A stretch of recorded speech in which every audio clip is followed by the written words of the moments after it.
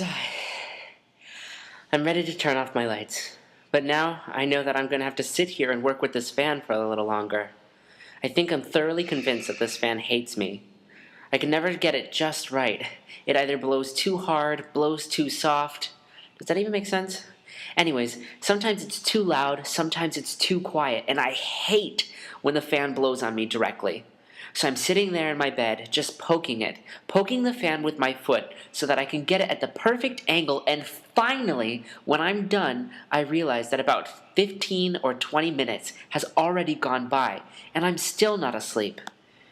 So I sit here and I lay down and I'm trying to clear my mind, but I can't quite put my finger on why I'm not asleep.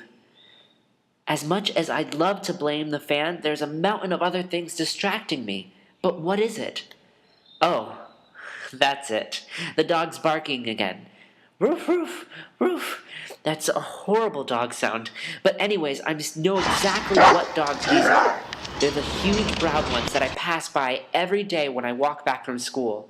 They look like identical twins, and they're brutal, man-eating canines that want my flesh. I know they want my flesh. And I smile because I recognize that it's them that are barking. And I question myself, is this a good power to have?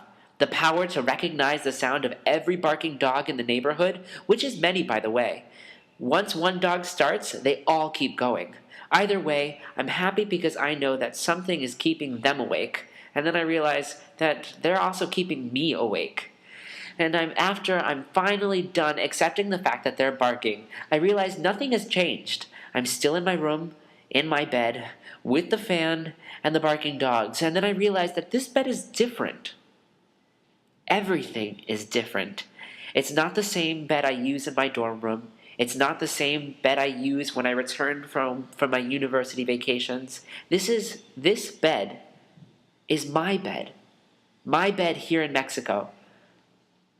I take a second to let that sink in. It's weird because I know that outside of my window are palm trees, and outside are concrete walls separating homes from one another. Houses with gates and simple metal locks to protect them.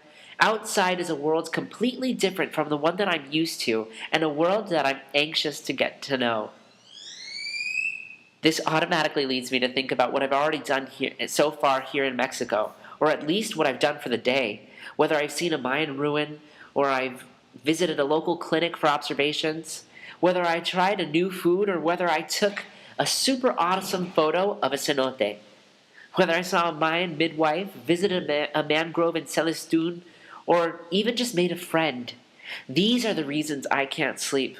I'm excited because I know that outside is a world that I want to explore. I'm distracted with my thoughts, and every sound reminds me of every opportunity I have yet to take. I would gladly let the dogs bark at me to see what another day has in store for me. But for now, I'd just like for this fan to be quiet.